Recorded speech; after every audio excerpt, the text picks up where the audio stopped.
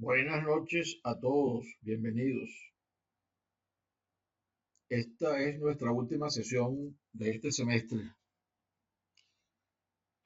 Tengo algunos anuncios primero relacionados con el avance que llevan en la materia. Otro detalle con relación a los trabajos, el segundo trabajo que entregaron. Tengo las notas ahí también.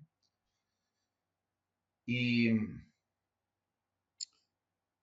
no sé si no llegó completo el mensaje que yo les di, eso que lo puse también por los anuncios de M7, en relación con que estaba difiriendo la entrega del trabajo número 3 porque no lo habíamos analizado en una sesión de grupo, que era hoy. Varios de ustedes lo enviaron, yo no lo he abierto porque realmente postergué la fecha de entrega para esta semana que viene, porque también tienen otro quiz que va a comenzar a estar disponible desde mañana y deben terminarlo antes del domingo a la medianoche. Empieza mañana a las 6 de la mañana y lo pueden completar en cualquier momento hasta el próximo domingo a la medianoche, el domingo 24. También para aquellas personas que tienen alguna nota baja en alguno de los quizzes o que piensan que pueden recuperar y tener una nota mejor, voy a colocar un quiz de recuperación. Ustedes deciden si lo toman o no, los que ya tomaron todos. Y a los que le falte uno, que hay varios que le falta uno, ahora lo vamos a ver, entonces están obligados a tomarlo porque hay que completar todos los requerimientos del curso para poder tener derecho a nota, como ya yo les he comentado. Entonces, voy a comenzar proyectando.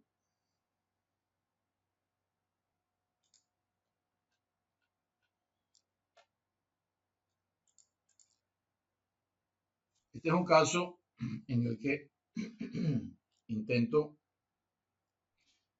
como es la costumbre que llevamos en este curso, de ver el bosque y no el árbol y salirnos de la caja de, de pensamiento por el librito, por decirlo así, ¿no? Y esta es una combinación del concepto de cómo se debe manejar un cabezal, pero poniéndole los criterios que vimos al inicio sobre la rigidez relativa de los elementos. En muchos casos, el librito lo que nos dice es que para que el cabezal sea rígido tiene que tener una relación de altura con relación a la separación de los pilotes y que el ángulo del centro de la columna a la posición de los pilotes debe ser menor de 40 grados.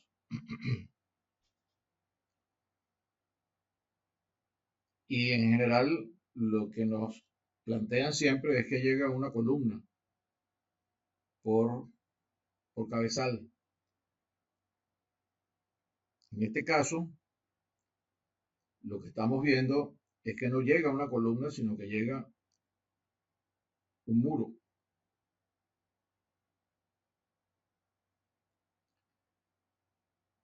Y eso le está aportando un efecto de rigidez adicional al bloque, entre comillas, que convencionalmente consideramos como un cabezal.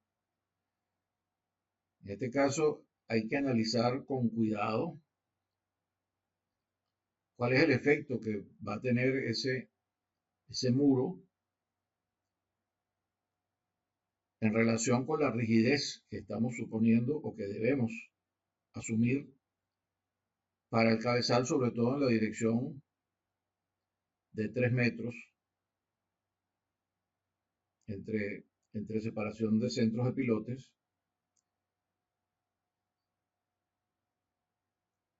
porque el caso convencional, si tuviéramos una sola columna en el medio, entonces nos da una, una primera respuesta que pareciera que va en una dirección con relación a lo que es la rigidez de ese cabezal. Pero estoy muy seguro que ustedes han considerado que por el hecho de tener un muro en lugar de una sola columna de dimensiones mucho más pequeñas, el efecto de la rigidez de ese sistema ahora entre el muro y el bloque no podemos considerarlo por separado. Eso es como, voy a tomarme la libertad de orientarlos un poco cuando tenemos una viga o una fundación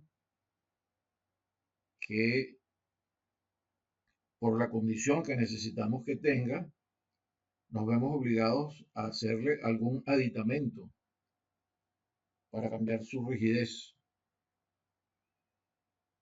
Y eso es lo que pretendo que ustedes discutan en este caso y entonces analicemos detalladamente qué es lo que creemos que está pasando allí. Y eso es lo que constituyen este grupo de preguntas que están formuladas allí para que las contesten. Particularmente voy a referirme ahora al segundo trabajo que entregaron. Muchos de ustedes no siguieron el patrón que hemos establecido para presentar los informes, que es que no es, eh, valga la contradicción allí, que van a contestar pregunta por pregunta en el texto, sino que eso es una guía para que ustedes coloquen párrafos que expliquen esa condición o que satisfagan lo que está relacionado desde el punto de vista técnico con esas condiciones que se están preguntando allí. Hubo uno de ustedes, Yorcelis, que de una manera bastante inteligente las incorporó,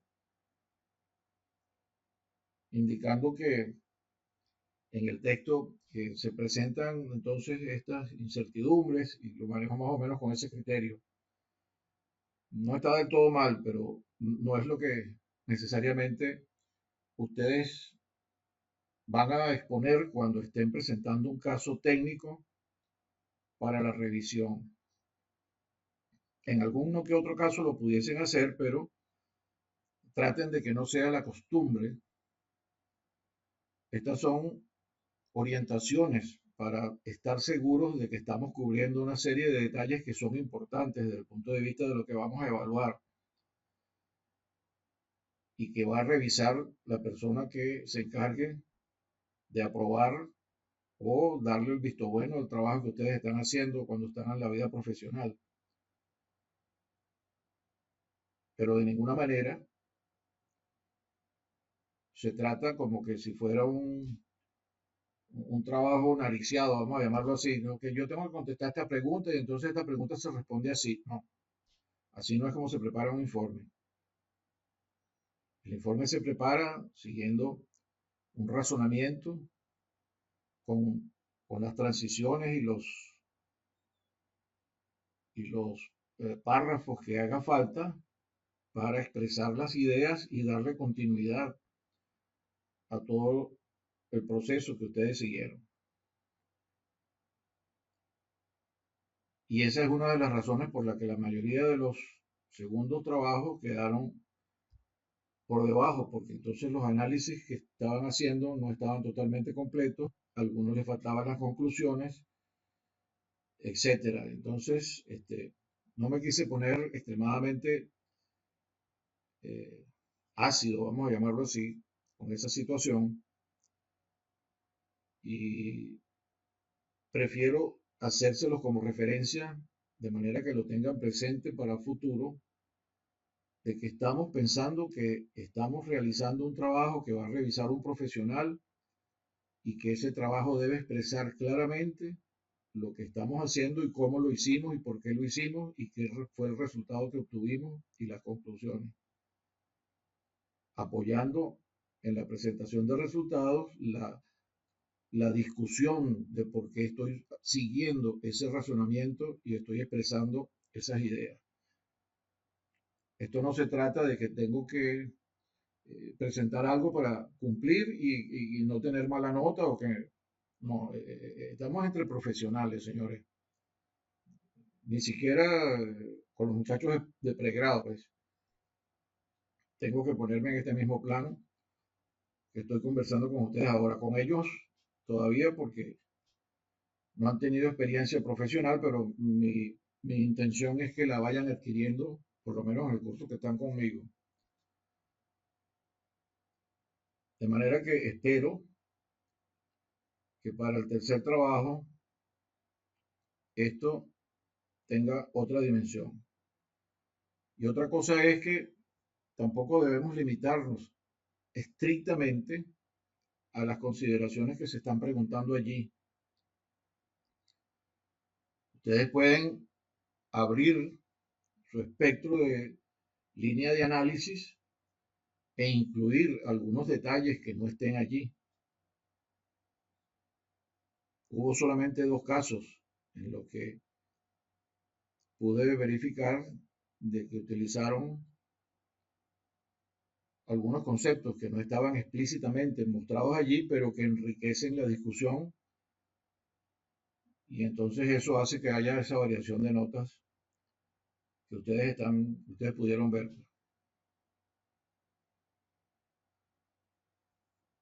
¿Tienen alguna pregunta con relación a todo esto que estamos conversando o algún punto que quieran aclarar?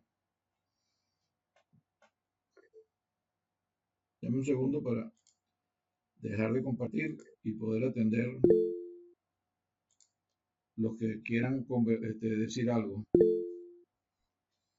Ajá, Jesús, tú tienes una consulta que ahorita la vamos a ver, eh, relacionada con este tema, sí. Sí, ya vamos para eso. Primero quería Sí, eso era lo que salir de quería esta parte, que preguntar, pues. eran las reflexiones, pues, de cómo he visto la evolución de lo que han estado presentando. Y realmente es la primera vez en que el segundo trabajo tiene menos calidad que el primero en este tipo de cursos de posgrado. ¿Algún comentario adicional?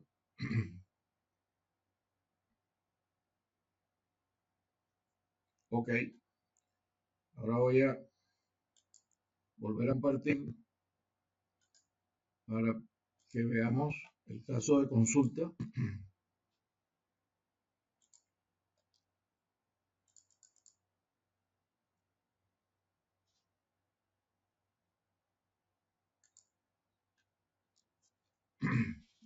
Ahí nos plantea una duda respecto al acero mínimo en los cabezales, ya que el libro de la profesora Fratelli indica la armadura mínima de los cabezales está asimilable o tomada como si fuera una viga cuando está como una placa o una losa. Y entonces, ¿cuándo corresponde el acero mínimo de vigas y cuándo el de losas? Okay, la diferencia aquí es que podemos diseñar el cabezal flexible o rígido. El cabezal flexible lo podemos asimilar a esos 2 casos, un caso en que sea una viga y otro caso que pueda ser una losa. Dependiendo de la altura y de las dimensiones de la distribución geométrica que se le dé al cabezal, entonces el ingeniero puede asociarlo como una viga, dependiendo de sus dimensiones, o como una alza. En general, la recomendación que da la mayoría de los autores con experiencia es que es preferible utilizar el cabezal rígido, porque permite una mejor distribución y una mayor certeza en la distribución de las cargas que vienen de las columnas a los pilotes. En el caso de elementos flexibles, entonces se crea una complicación importante porque ahí no estamos como en un caso convencional en donde tenemos una viga fuerte y una columna débil, perdón, una columna fuerte y una viga débil, disculpen. Entonces el movimiento del nodo es más complicado. Por eso es que se recomienda que el cabezal sea rígido.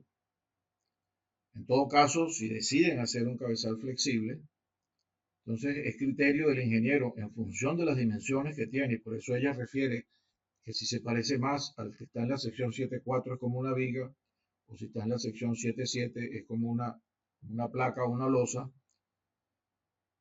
porque ese es el criterio que tiene que ver el ingeniero para asumir el tipo de diseño que va a utilizar para el cabezal. Pero de nuevo, eso requiere un análisis más riguroso porque hay movimiento en la conexión entre el pilote y el cabezal flexible. Mientras que en el caso de un cabezal rígido, entonces se asume que es la distribución tratando de mantener el ángulo menos de 40 grados para aplicar el criterio de las bielas. Eso responde a la pregunta, señor Álvarez.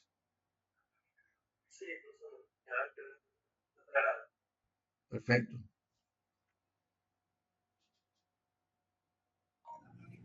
Sí, profesor, ya quedó aclarado. Entonces, en función de lo que nos toca para hoy,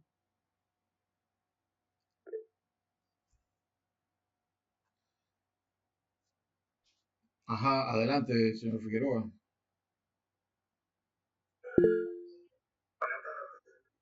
Buenas noches.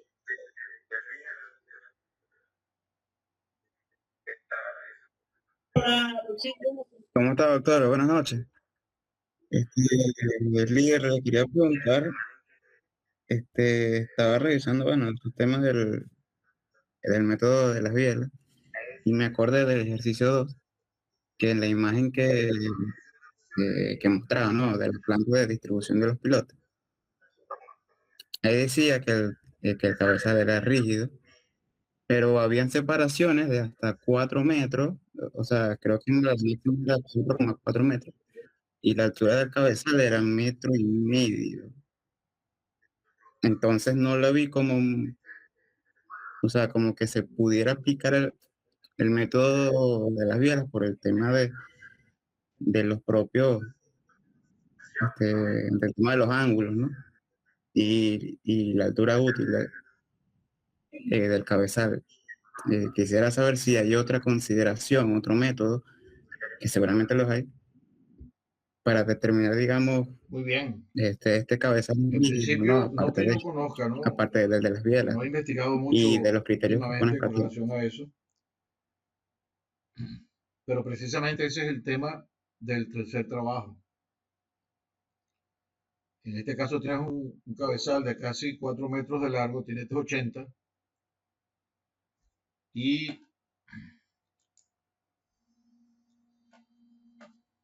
la altura del cabezal seguramente debes haber chequeado que tiene incongruencias ahí con relación al criterio convencional. Pero si consideras lo que sucede cuando ahora no es una columna la que está llegando, sino está llegando un muro, y un muro de dimensiones importantes, Entonces, ahí el criterio de rigidez tenemos que evaluarlo con otra forma de pensar relacionada con lo que vimos al inicio. Vuelvo a insistir en eso, ¿no? De allí entonces que eso es lo que yo espero que ustedes hagan en este análisis y responde directamente a tu pregunta. Tienes que salirte de la caja y pensar cuál es el efecto que está haciendo esa columna, el conjunto columna y cabezal de ese tamaño, sobre el funcionamiento de eso, de ese arreglo. Esto es típico de algunos casos en donde tienes unas cargas muy grandes por columna y entonces una columna de dimensiones convencionales no resulta apropiada. En este caso me imagino que es por el efecto de la rigidez en una de las dos direcciones para soportar el sismo que la, la configuración de la estructura hace que tengan unas concentraciones de fuerzas muy importantes en esas columnas y que poner menos pilotes y de otro diámetro te resulta inconveniente. Entonces, la idea es que veamos cómo funciona eso. Como ustedes ven, ese es un diseño que está hecho y aprobado por la ingeniería y el edificio está construido. Y por eso lo tomé para que lo analizáramos aquí y conversáramos sobre eso. Y ustedes entonces aplicaran un poco ese criterio de no pensar dentro de la caja estrictamente, sino salirnos de la caja y evaluar con criterio profesional qué es lo que consideramos para el funcionamiento de ese cabezal. Contestada su pregunta, señor Figueroa.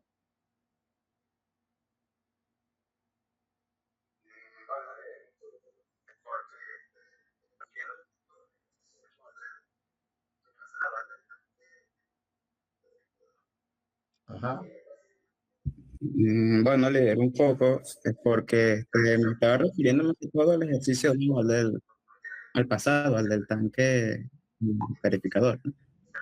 Que básicamente no le llegan, o sea, el tanque se Sí, apoya sobre él entonces lo que quería y complementar no allí, tiene el muro que lo en línea rigidice, con lo pues. que tú estás diciendo, Entonces, es que debe ser en rígido ocasiones, por sí al mismo, hacer el balance en ese sentido. de lo que representa una cantidad de concreto para poder subirle la altura a ese cabezal, representaría, digamos, un factor importante comparado con utilizar otro método que nos permita tener otra visión de lo que puede ser la rigidización en una dirección.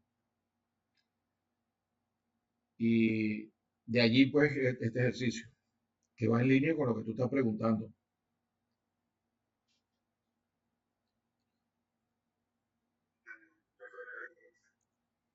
Ok.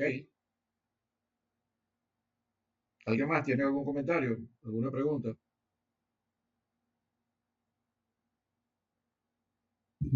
Perfecto, líder, gracias. Ok. Hoy vamos a hablar un poco sobre muros. eh, y voy a proyectar entonces en este momento algunas de las láminas.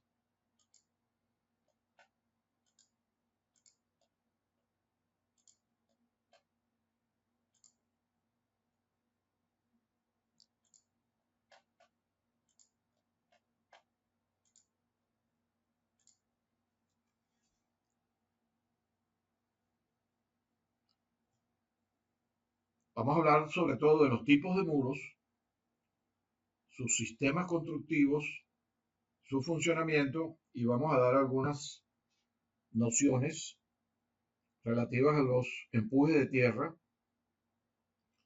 y la forma en que se distribuyen esos empujes dependiendo de las condiciones del, del depósito detrás del muro y si es un muro que trabaja en estado activo o en estado pasivo,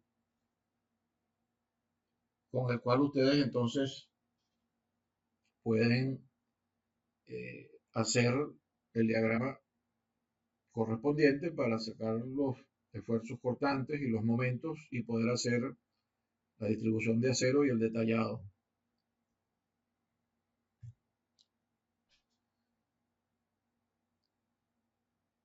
En general, los muros deben ofrecer la resistencia necesaria desde el punto de vista estructural para soportar las solicitaciones. El muro debe cumplir también requisitos para su estabilidad, que están relacionados con el volcamiento y el deslizamiento. Y no deben superarse los valores admisibles de asentamientos bajo la presión del muro en el suelo de fundación, porque ahí estaríamos en un caso similar a una zapata o una losa, y tenemos entonces los mismos criterios para poder diseñar ese muro y que cumpla con todos los detalles que ya hemos visto que debe cumplir. Y con relación a la estabilidad del muro, ya en forma global, tenemos que estudiar la horizontal, que está relacionada con el deslizamiento, la vertical, que es el asentamiento, y la rotacional, que es el volcamiento. Estos son ejemplos típicos de muros. A la izquierda tenemos un muro de gravedad o ciclópeo, como se le llama también convencionalmente, en donde el muro actúa como un elemento que por su peso resiste los empujes que le está aportando al suelo. Hay uno que es combinado, como el de la derecha, en donde él, además de ser un apoyo para la superestructura, en ese caso es una viga de un puente, también está reteniendo material en la parte de atrás. En un momento.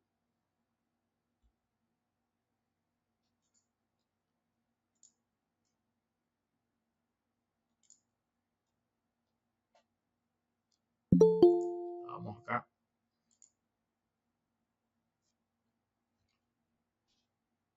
También a la derecha, abajo, hay otro tipo de muro, que ya es un muro estructural, que debe ser reforzado y en el cual la forma de la base puede utilizarse para ayudar a compensar el equilibrio global del muro. Y en ese caso también es posible colocarle pilotes, como se ven allí en la parte de abajo, que en caso de que no se pueda satisfacer dándole dimensiones a la base, se pueden utilizar pilotes para ayudar al muro a compensar esa condición de equilibrio. Y luego, a la izquierda, en la parte de abajo, se ve un esquema de los muros más modernos de tierra armada o tierra reforzada, en donde ya el muro es una combinación de gravedad por el peso del material que está allí y tiene una componente estructural que ayuda con el paramento del muro, como vamos a ver en un momento, para hacerlo lo más vertical posible.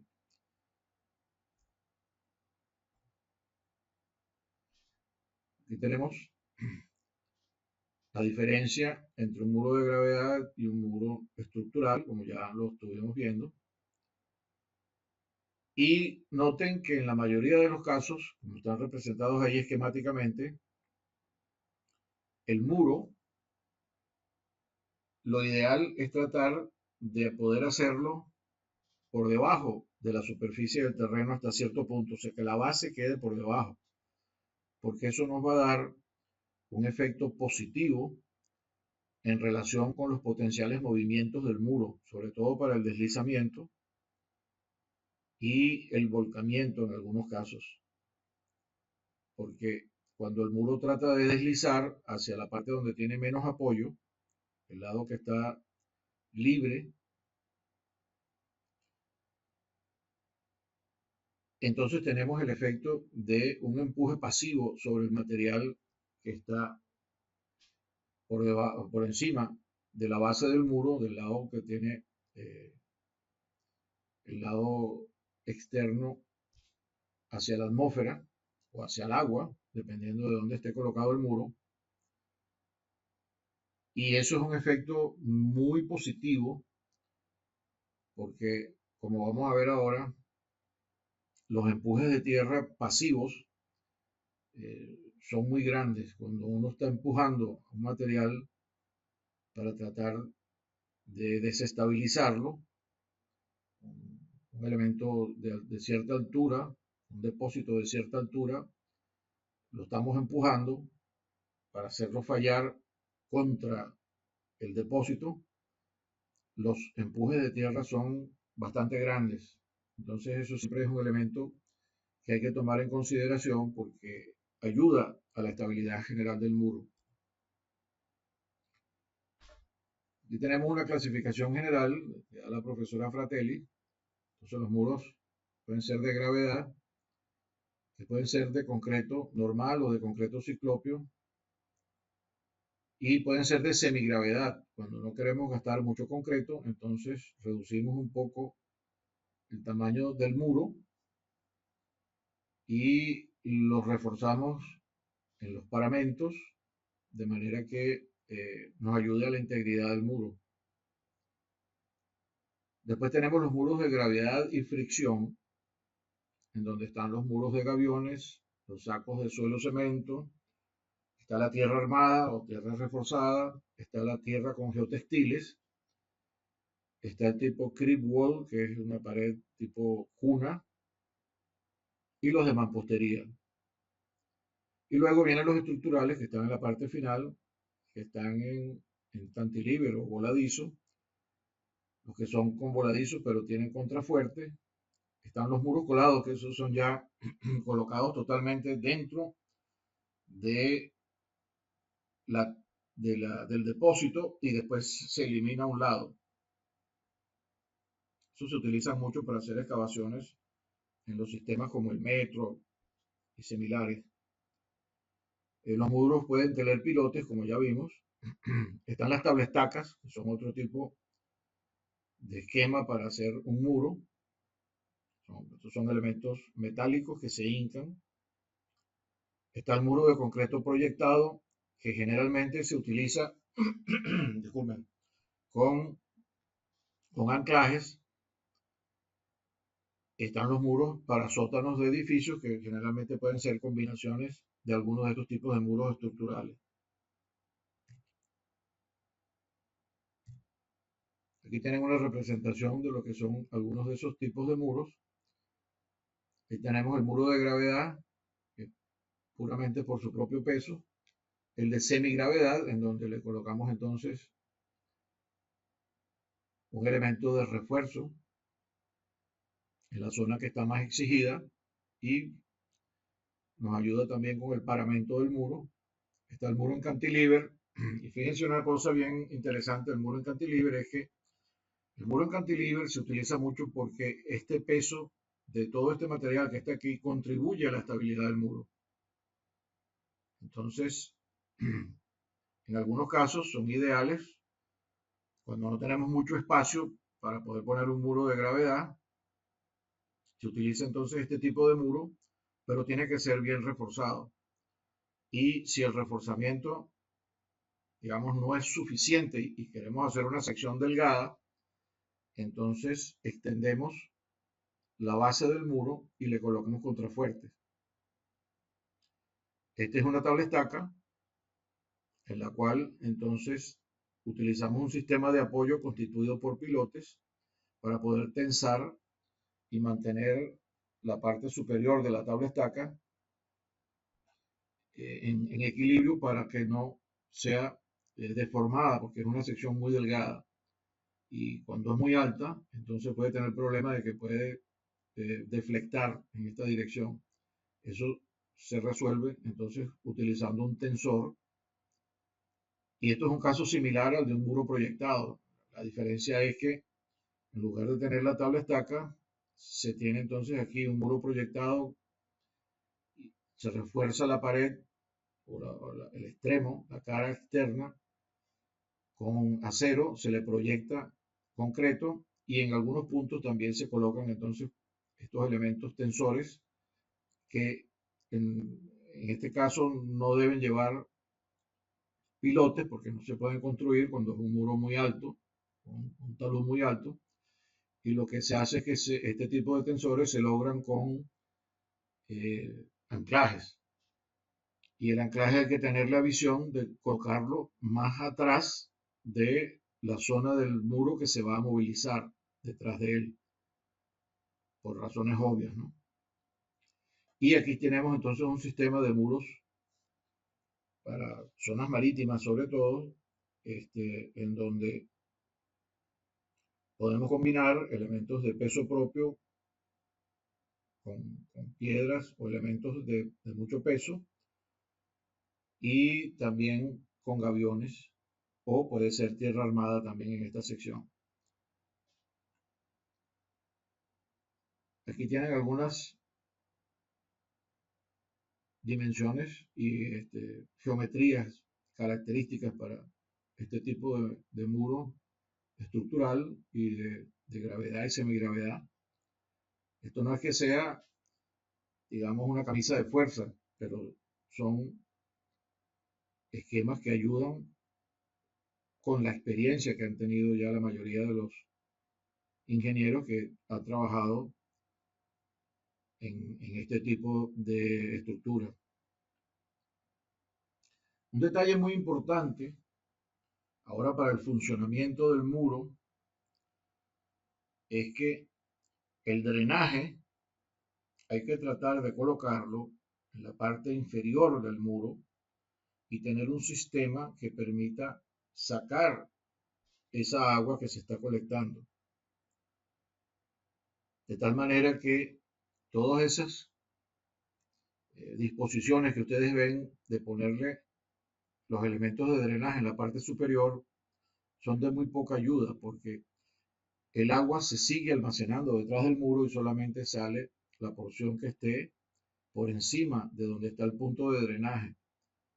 Si colocamos en esta sección, generalmente lo que se coloca es un espacio de arena o de piedra picada en la pared o en la cara del muro que da contra el suelo, de manera de permitir y mejorar el drenaje, no solamente ponerlo acá abajo, sino a todo lo largo del paramento, en un ancho que permita colectar el agua y bajarla, pero es importante porque así sí se logra un drenaje eficiente del agua que está detrás del muro, porque ese es uno de los mayores enemigos, porque si este suelo está saturado es más pesado y cuando actúa sobre el muro, entonces tiene un esfuerzo mayor, porque el peso unitario del material es mayor.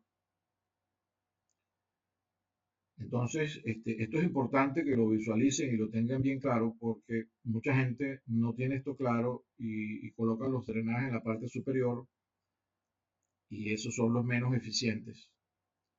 Esto puede ser sacando el agua a un sistema que esté después en el otro lado del muro y permita su salida o tener una pendiente suficiente hasta un punto de recolección en algún punto que permita sacar el agua, pero siempre hay que tratar de sacar el agua detrás del muro.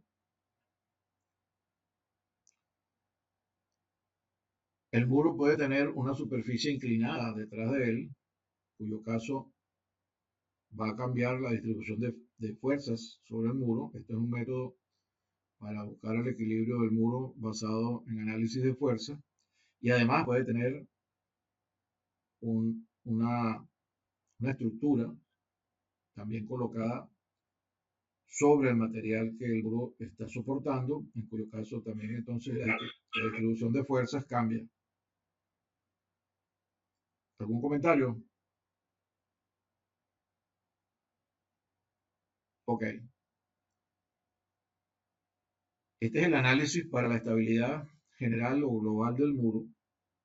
Aquí tenemos entonces el caso del volcamiento. Como le estaba diciendo, entonces todo este material que está aquí ayuda a la estabilidad del muro, pero si la fuerza, por ejemplo, la fuerza de un sismo es grande, entonces puede invertir el efecto o puede ser anulada por el efecto de la carga horizontal y lograr el desequilibrio del muro, bien sea por volcamiento o por deslizamiento. Pero nuevamente, el muro apoyado en la superficie del terreno tiene una mayor probabilidad de deslizarse que si está metido por debajo de la superficie del terreno. En este caso, estos movimientos coinciden con lo que es el estado activo de un muro, porque el muro siempre se mueve. Uno cuando construye un muro, el efecto del material que está reteniendo sobre el muro hace que el muro se mueva un poco y que el material que está él sosteniendo disminuya un poco la carga que está ejerciendo ese material sobre el muro. Y entonces eso es lo que se llama el estado activo. Y el que lo estudió originalmente fue Rankine, por eso se llama estado activo de Rankine. Cuando el movimiento del muro es contra el suelo que está soportando, entonces se produce el empuje pasivo, el que les he mencionado, y que entonces también puede generar un proceso de desestabilidad global del muro, como en este caso, puede generar una falla en la fundación del muro de este tipo o de este otro tipo, que es prácticamente muy similar. Y un elemento que ayudaría en los casos de deslizamiento y de volcamiento es la colocación de un dentellón en la parte inferior del muro. Puede ser uno solo o pueden ser dos, dependiendo de las condiciones geométricas que estemos analizando para lograr la estabilidad del muro. Y otro detalle que hay que chequear es que cada vez que hay un desnivel importante entre dos elementos de suelo o dos depósitos de suelo, se puede generar un tipo de falla profunda, que es como si fuera una fundación profunda. Entonces, eso también hay que analizarlo. Esto es para que ustedes lo tengan pendiente, porque esto es más que todo materia de el geotécnico, pero para que ustedes estén claros de cuáles son los potenciales mecanismos de falla que se pueden generar, se los traemos a colación. Cuando se hacen muros con fricción, lo que se está haciendo es utilizando las propias características del suelo, generalmente arenas o gravas, que son las que más se utilizan en esos casos, para constituir con ellos un elemento que sea capaz de sostener a todo el material que está por detrás de ellos, pero utilizando material que es mucho más económico que el concreto, que es el mismo suelo, reforzado con algunos elementos, tal como se indica aquí, que pueden ser una malla, en este caso, o puede ser entonces una cara de concreto con un elemento tensor hacia atrás y la fuerza que ejerce o la presión que ejerce el suelo sobre esa tira previene de que ella se deslice y salga. Y ese es el principio de la tierra reforzada. Tiene que tener entonces pendiente evaluar la estabilidad interna del muro hecho de esos materiales y además entonces los otros casos que ya vimos, el volcamiento en este caso o en este caso y también el deslizamiento. ¿Okay? Y también la falla por debajo de la base como vimos que es el último caso que conversamos en la lámina anterior.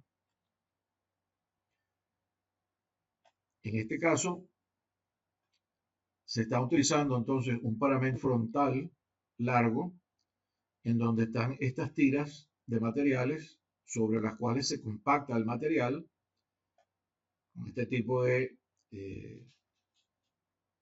artefacto Este lo llaman la rana, porque es un vibrador que va densificando y como les dije, generalmente ese material es arenoso, la vibración es el mejor método para compactar materiales que son arenosos, por eso se usa esa compactadora tipo rana. Y cuando se hace de geotextil, entonces lo que se extiende el geotextil, se deja colgando, se coloca el material y luego entonces se, digamos, termina el paramento frontal metiendo la malla o la geomalla dentro del cuerpo que se va a densificar, de tal manera de que por fricción también trabaje para impedir que el paramento exterior sea inestable y entonces la masa completa que está constituyendo ahora el muro de fricción trabaje bien. Aquí tienen un ejemplo de este tipo con tiras, entonces tienen el paramento, en este caso no es curvo como se pone acá, sino que es vertical, y aquí tienen el elemento que va a servir entonces para darle estabilidad para que el paramento no se salga una vez que esté compactado el material de relleno sobre esta tira. Tienen algunos otros ejemplos de cómo se terminan. Fíjense que aquí están los paramentos y aquí están las tiras que están por detrás. Luego se coloca el material y se compacta, tal como está aquí. Aquí tienen los típicos que ustedes deben haber visto en algunas de las autopistas acá en Caracas o en algunos otros sitios.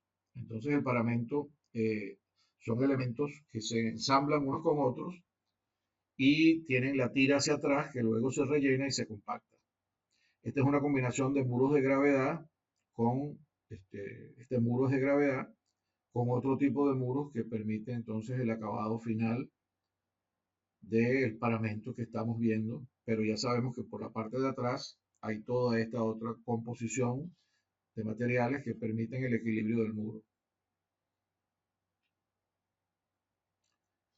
Un detalle interesante que siempre es bueno considerar es que cuando se está vaciando un muro, como los vaciados son relativamente grandes y consumen una buena cantidad de concreto, entonces hay que tener mucho cuidado para hacer los detalles de las juntas.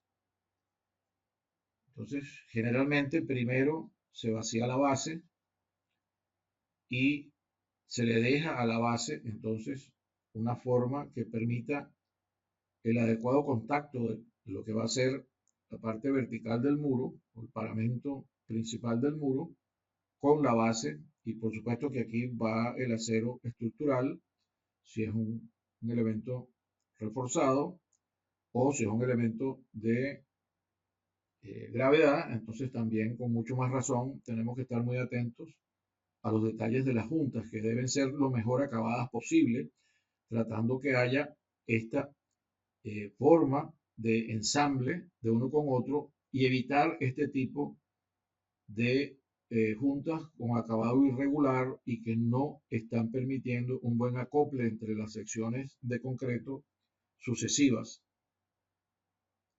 Adicionalmente, es bueno dejar juntas de construcción en el muro de manera de que si en algún momento hay algún exceso, entonces ya sabemos en dónde va a ocurrir el desajuste de lo que es el muro. Y lo que también se acostumbra es dejar elementos que sirvan de transición entre un vaciado y otro. Entonces se dejan elementos de goma o de cualquier otro tipo para hacer el ensamble de una sección con otro. Esto a veces por razones económicas también lo evitan algunos constructores y créanme que yo he visto algunos mal funcionamientos de muros debido a que no tienen ese tipo de junta entre una sección y otra y por allí entonces empieza a ocurrir el paso del agua, que se puede haber almacenado detrás del muro, cuando no tienen tampoco un sistema de drenaje bien construido, y luego hay arrastre, y luego hay movimientos del muro que lo sacan de estabilidad. Lo mismo es cuando se está vaciando la sección del paramento del muro, todo el elemento vertical, y tenemos limitación en el envío del concreto para poder dejar una junta. Entonces hay que dejar una junta que tenga una inclinación que esté entre 30 y 45 grados, de manera de que luego, cuando se reactive la entrega del concreto, y como este concreto ya ha empezado a fraguar y le vamos a poner un concreto nuevo, siempre es conveniente colocar una, una capa de mortero de las mismas características y la misma relación agua-cemento que tiene el concreto con el que estamos trabajando, pero sin piedra, solamente arena, cemento y agua. De manera que eso hace un puente natural y permite la mejor y más adecuada unión entre los dos concretos, a pesar de la edad que puedan tener entre un vaciado y otro. En ese caso, se considera que el muro es suficientemente continuo en lo que se refiere a las condiciones del vaciado.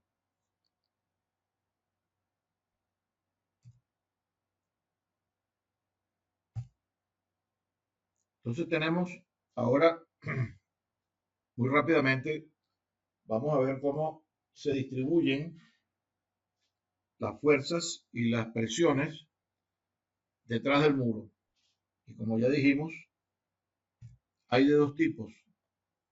Cuando hay un movimiento del muro hacia la zona que está libre, o sea, toda la cuña de suelo que está detrás empuja al muro y el muro se desplaza una cierta cantidad, y eso a veces nosotros no lo percibimos visualmente, pero generalmente el muro siempre se mueve, a menos de que sea un muro totalmente rígido, en cuyo caso entonces no se da el estado de Rankine, sino que se da un estado de condición que puede ser el K sub 0, que es el del suelo en reposo, o si lo estamos haciendo con un tensor, con un anclaje, el muro entonces se puede mover en la otra dirección contra el suelo, y es lo que entonces llamamos el empuje pasivo.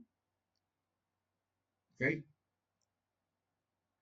Aquí está una diferencia de lo que sucede.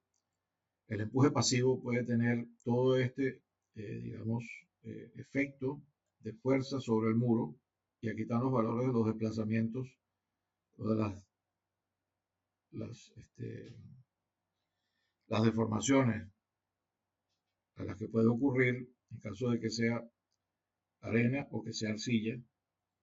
Y este es el estado activo. El estado activo es mucho más pequeño que el estado de reposo. Este es el estado geostático. El estado activo es más pequeño y el estado pasivo es muy grande. Esto es una diferencia relativa, esquemática, de cuál es la diferencia entre los dos estados que les he estado comentando. El estado activo, entonces, el esfuerzo se calcula con estas ecuaciones, y fíjense que el ángulo para el cálculo es 45 más la mitad del ángulo de fricción del suelo. En este caso, lo que está sucediendo es que si teníamos esta condición inicial, donde este es el esfuerzo vertical y este es el esfuerzo horizontal, que desde el punto de vista teórico es igual al coeficiente de presión en reposo multiplicado por el esfuerzo vertical, este es el esfuerzo horizontal, lo que está sucediendo es que el esfuerzo vertical no está cambiando, pero con el movimiento del muro, el esfuerzo horizontal está disminuyendo. Y si este es el ángulo de fricción, nosotros en la condición geostática que se llama inicial, tenemos esta condición que está muy lejos de la falla, pero que entonces en la medida que el muro comienza a desplazarse, puede llegar un momento en que el nuevo estado del círculo de Moore se haga tangente a la línea de falla. Entonces, esa es una de las cosas que hay que prevenir. Hay que buscar un valor del coeficiente activo que no permita que se dé esta condición de falla. Aquí está la forma en que esto se puede calcular. En este caso, el estado activo es 45 menos la mitad del ángulo de fricción.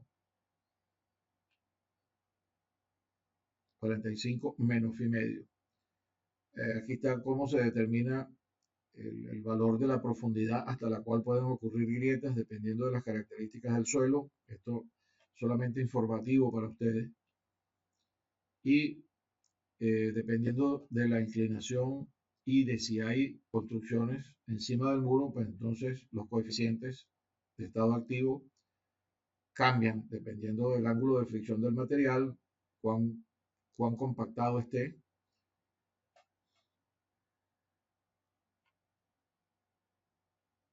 Aquí hay unos ejemplos, ustedes pueden visualizar, por razones de tiempo no los vamos a ver aquí en detalle, pero ustedes lo pueden visualizar y están bastante explicativos. Y también si hay entonces nivel freático, en este caso supongamos que es una condición en una zona donde es una, una construcción marítima o algo parecido, en donde siempre va a tener un nivel freático alto y no aplica la condición de drenaje por las características del sitio, entonces hay que tomar en consideración el cambio de los esfuerzos para poder estimar cuáles van a ser los empujes. Ahora, la presión activa ya la hemos visto bien, y en el caso de que venga un sismo, entonces el coeficiente eh, de, de acción del suelo sobre el muro sigue siendo el estado activo pero sísmico.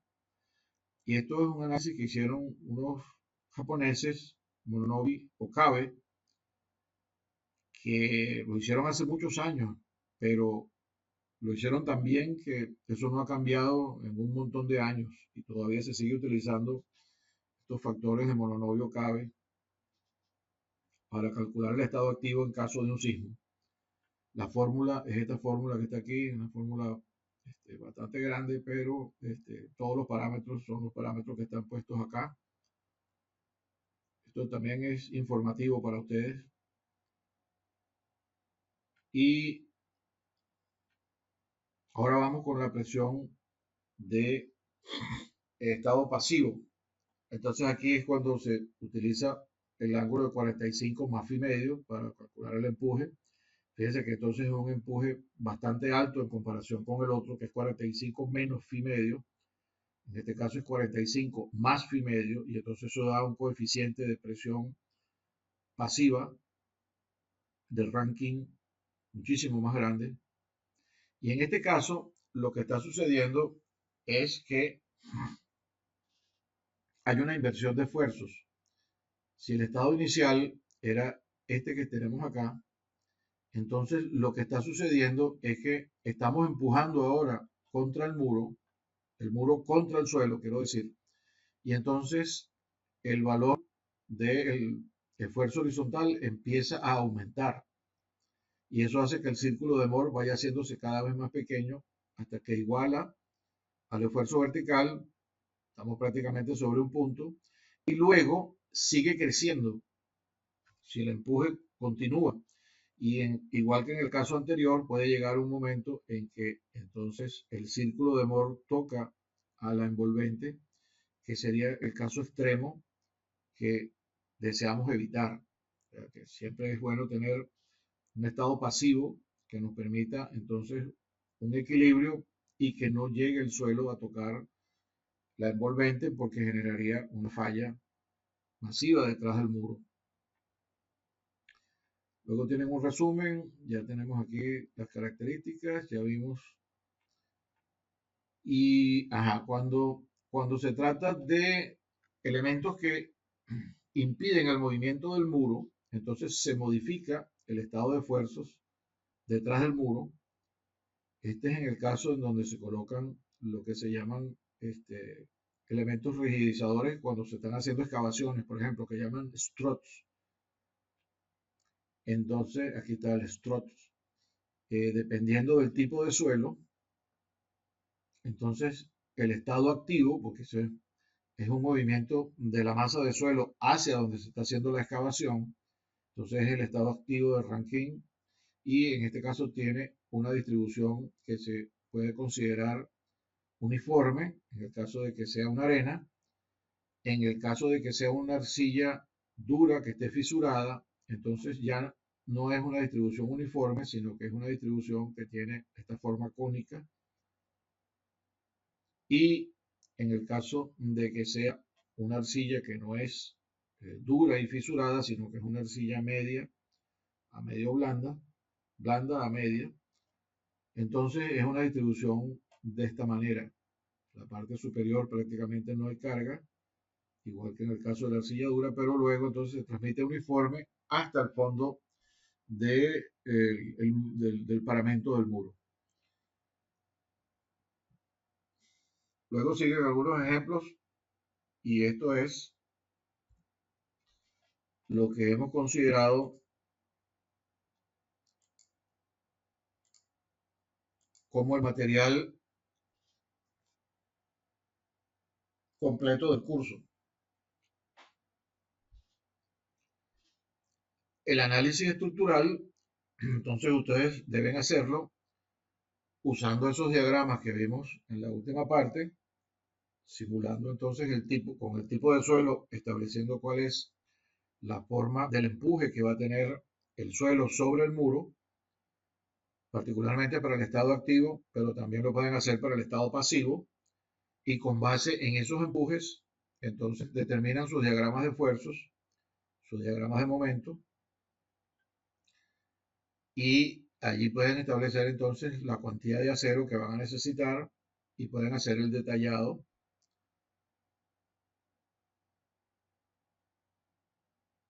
que sea conveniente en cada caso.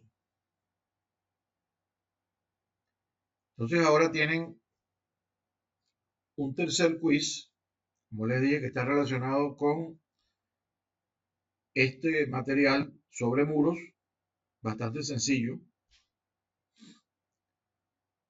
Espero que no tengan problemas, creo que son 7 preguntas o algo así, nada más.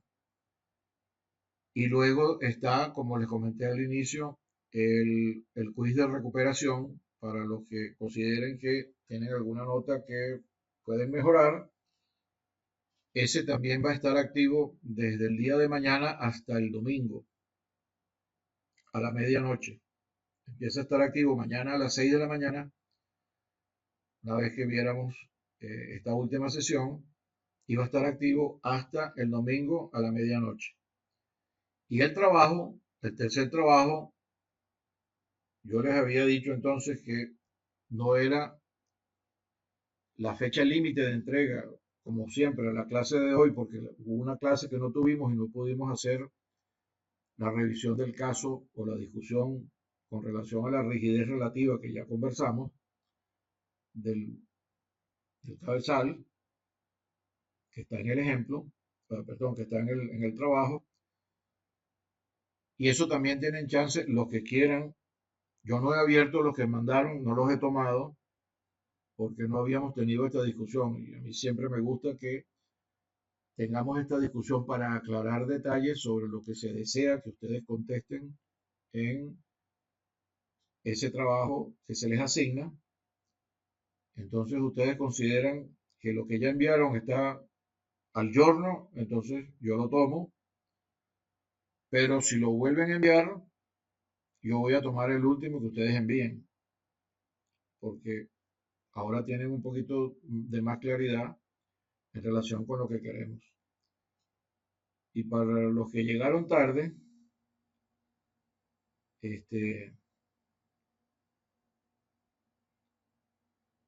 no está por aquí, bueno, ya lo verán en la grabación.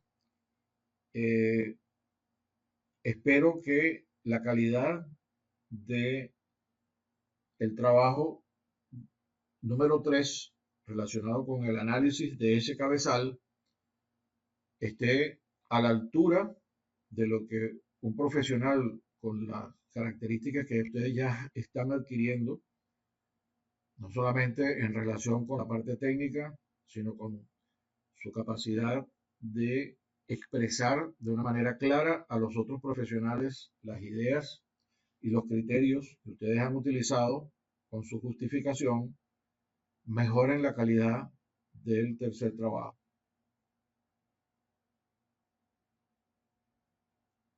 ¿Algún detalle que quieran conversar antes de cerrar la sesión?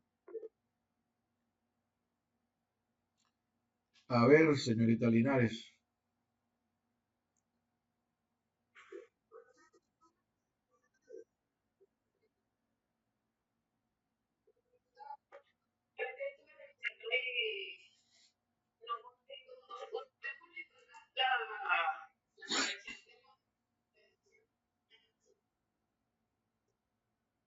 No, yo no publico esas correcciones porque eso es un análisis que yo hago, como les dije, del contenido de cada uno de los trabajos. O sea, yo no tengo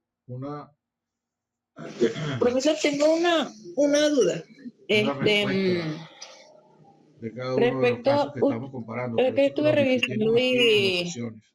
no consigo. Usted publicó Decía, perdón, que la corrección de los tenía puesto ejercicios en M7, porque es que el estaba mute. revisando, pero no lo conseguí. Yo hago un análisis de lo que presenta cada uno de ustedes con relación a la orientación que yo les doy con las preguntas que formulamos para que ustedes cubran en su informe y luego los comparo unos con otros. Por eso es que hago una discusión previa sobre lo Sí. que se espera que Quería ustedes saber deben incluir y la forma que deben manejar si quería. el análisis en una sesión como esta, como la que estoy haciendo hoy, con relación al cabezal, que la hemos hecho en todos los otros casos, y allí ustedes tienen ya, digamos, la forma conceptual de cómo deben manejar, y como lo que hemos visto en todas las sesiones está orientado a que ustedes hagan esos análisis de una manera profesionalmente adecuada. No hay una respuesta única, cada quien tiene un criterio que manejar y eso es lo que yo veo en cada trabajo. Luego yo los jerarquizo y les aplico el criterio de los americanos, que el que tiene la mejor respuesta tiene la mejor nota, y así entonces en forma relativa, en función de las comparaciones contra los trabajos de ustedes mismos, se asignan las otras notas. O sea que no vas a encontrar ninguna publicación relacionada con eso. Por eso lo discutimos aquí y si tenían dudas, siempre les he pedido que traigan las dudas aquí, las conversamos aquí con relación a los planteamientos, pero este esquema que yo trabajo es utilizando al máximo la capacidad de análisis y creatividad que tienen ustedes. Entonces no los puedo encajonar en una respuesta mía particular. Yo tengo que dejarlo que ustedes analicen, discutan y presenten su mejor trabajo y luego yo los jerarquizo en relación de unos con otros.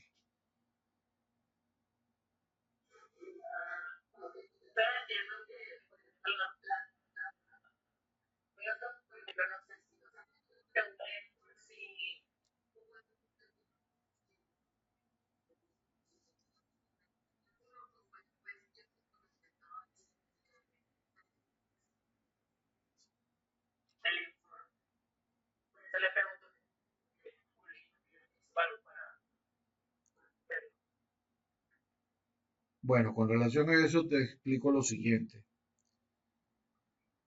Los cálculos Ok, los entonces habíamos entiendo manejado que, por ejemplo, la nota conceptualmente Minotaur, por en ejemplo, las no sé distintas si, o sea, es que sesiones la pregunta es por y si tenían hubo allí algún unas error indicaciones de en, cómo utilizar por o ejemplo, en el cuáles último trabajo, en criterios el cálculo, utilizar o fue para cuestión de, hacer los como usted estaba cálculos. diciendo, de la estructuración Eh, la mayoría, en del todos los informe. trabajos que vi, la Por eso mayoría le están pregunto bien que si usted enfocados, ustedes ya publicaría son eso o algo profesionales, para yo verlo.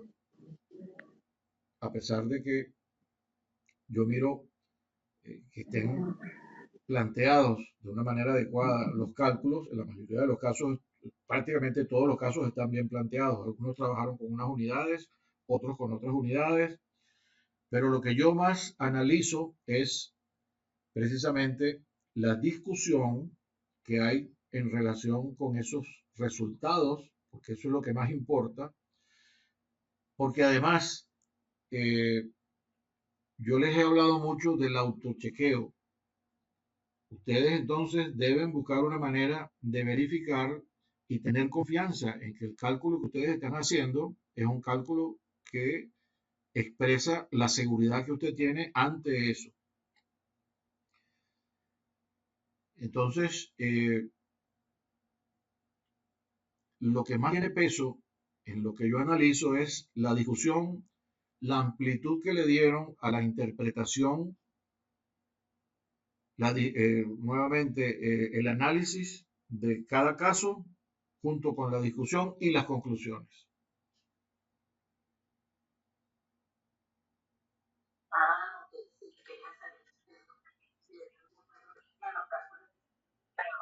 No, los, los cálculos suyos están dentro de lo que se espera. Lo estuve viendo y todos están dentro de lo que se espera. Es lo que hacen de cómo interpretan los resultados y cuál es el criterio que ustedes usan para justificar por qué lo están haciendo así y qué es lo que resulta entonces de ese análisis para concluir con el trabajo que van a presentar. ¿Les parece que eso es un Ok, buen sí, criterio? quería saber si hay algún error en los cálculos específicamente, pero ya me lo aclaró. Ok, gracias.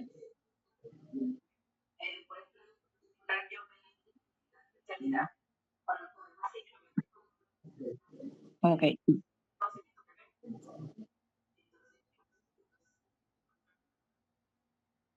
Ok. Bueno, por ahí Maya, que llegó tarde, está preguntando por las notas para, vamos a proyectarlas nuevamente rápidas.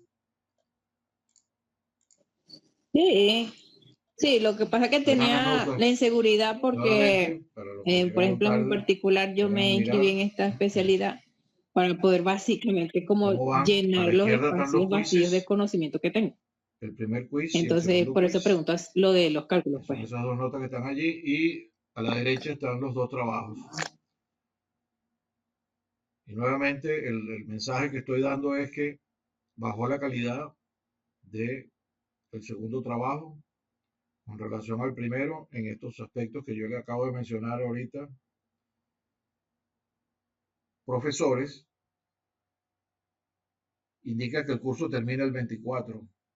Entonces, Ah, ustedes otra tienen consulta. chance, yo se la pasé también en una nota, El de tercer entregar trabajo se entregaría ese último trabajo, el lo que estoy domingo diciendo también ahora, o el el próximo día martes. 24 a la medianoche. De manera que yo, la semana que viene, entre lunes y martes, resuelvo lo de las notas y se las paso y cargo las notas en el sistema. Entonces, tanto el tercer quiz como el quiz de recuperación y el trabajo, hay chance para entregar hasta el domingo a la medianoche.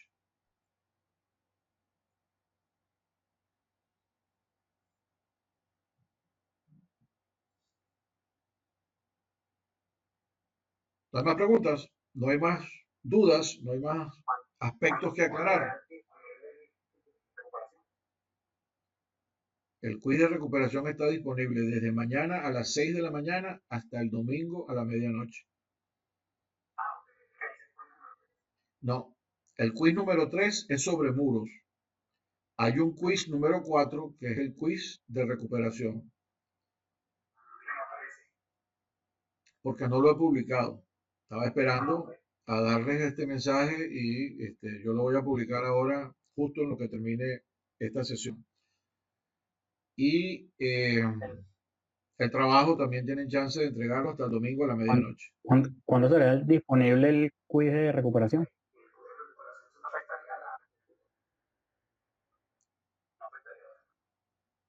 Exactamente.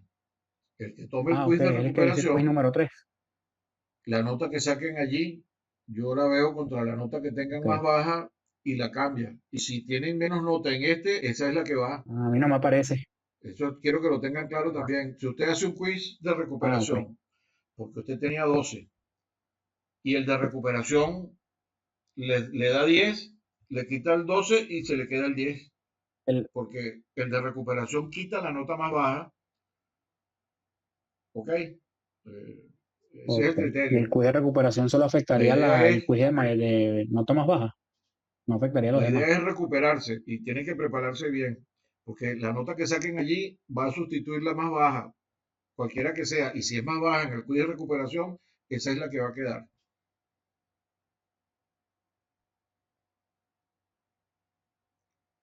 Ok, gracias. ¿Ok? ¿Algún detalle adicional?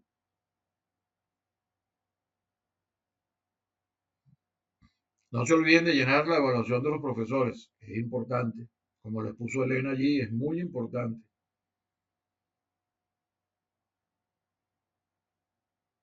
Muy bien, si no hay más detalles, Ok, no hay más preguntas, les deseo entonces un feliz final de curso. Esta semana tómense el tiempo de actualizar todas las cosas. Fue un placer tenerlos como audiencia en este curso. No pierdan su interés, no bajen la calidad del trabajo que ustedes hacen, por favor. Utilicen también su autochequeo, aumenten su propio nivel de confianza, sean con pensamiento analítico, abran su mente y vean cómo se pueden salir de la caja convencional para problemas que son fuera de lo común, utilizando todos los conceptos que tienen ahora, uniéndolos y proponiendo soluciones que sean en provecho de los clientes que ustedes puedan tener y de ustedes mismos, pues desde el punto de vista profesional. Mucho éxito y los que se decidan tomar la otra materia de geotecnia para fundaciones serán bienvenidos también.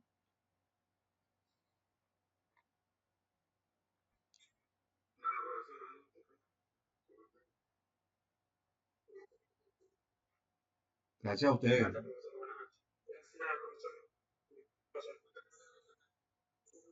Chao. Chao.